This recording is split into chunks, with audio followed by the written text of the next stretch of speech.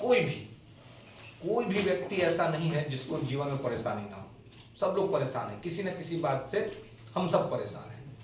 अब है कि इस परेशानी का निदान कैसे निकाला जाए, किस तरीके से हम इस परेशानी से निकल सकते हैं।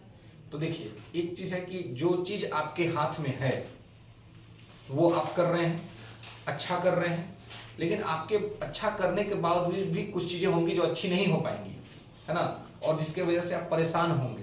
तो ऐसी स्थिति में अपने आप को रिलैक्स करने के लिए, जो मैं भी इस चीज को आजमाता हूँ, हमें भी बहुत समस्याएं हैं, बहुत प्रॉब्लम होता है, सबको है। तो हम लोग क्या, अगर कोई कहता है कि हमको कोई समस्या नहीं है तो फिर वो समझिए कि इस धरती का आदमी नहीं है। धरती पे है तो समस्या रहेगी।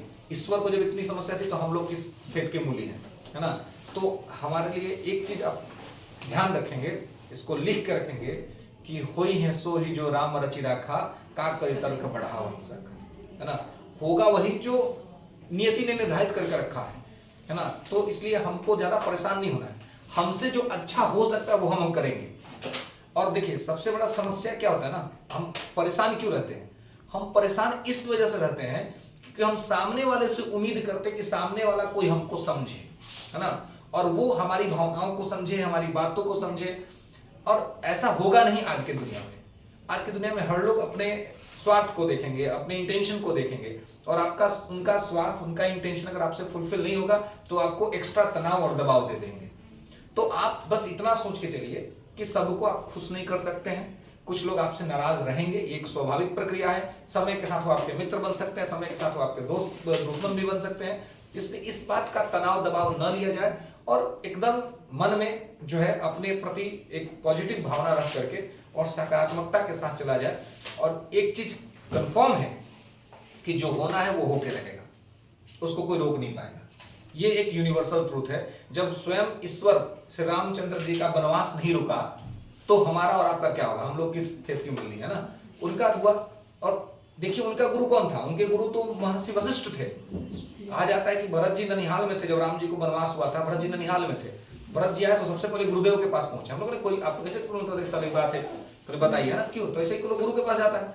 भरत जी भी गुरु के पास गए, बोले कि गुरुदेव आप तो त्रिकालदर्शी हैं, आप तो तीनों काल के जानते हैं, आप वर्तमान जानते हैं, आप भविष्य जानते हैं, है ना, आप जो है सो कि भूत जानते हैं, सब जानते हैं आप। तो आपको तो पता होगा कि भैया का वनवास होना था, फिर आपने रोका क्यों नहीं? आप पिताजी को एडवाइस आप ही दिए कि इनको राजा बना दीजिए, आप ही दिए ना। तो अब सब तो आप जानते थे, तो आप ऐसा क्यों किए? तो वहां पर वशिष्ठ जी ने एक बड़ी बात कही, जो कि गोस्वामी तुलसीदास रामचरितमानस में लिखते हैं। वो कहते हैं कि सुनहु भरत भाभी प्रबल, बिलख कहे मुनिनाथ, कि हाँ निलाभ जीवन मरण जस अपजस विधिहात, है ना। कुछ चीजें हैं कि हम जानने के बाद भी नहीं रोक सकते हैं, आप नहीं रोक सकते, कोई नहीं रोक सकता। वो होना है वो होके रहेगा। ईश्वर का वनवास नहीं रुका तो किसी का कुछ नहीं रुक सकता है। लेकिन हाँ, हमको अपने से सही करना है। आप देखिए कि उस व्यक्ति का वनवास भी हुआ तो जब व्यक्ति वनवास से लौटा तो भगवान बन के लौटा। इसलिए कहा था कि राम वन गए तो बन गए, है ना। अगर वो वन नहीं जाते तो नहीं बनते। तो जीवन में अगर समस्या है, तनाव है, दबाव है, स्वाभाविक चीज है, वो रहेगा। जब तक जीवन रहेगा तब तक रहेगा। अब मुद्दे की बात यह है कि आप उसको हैंडल कैसे करते हैं।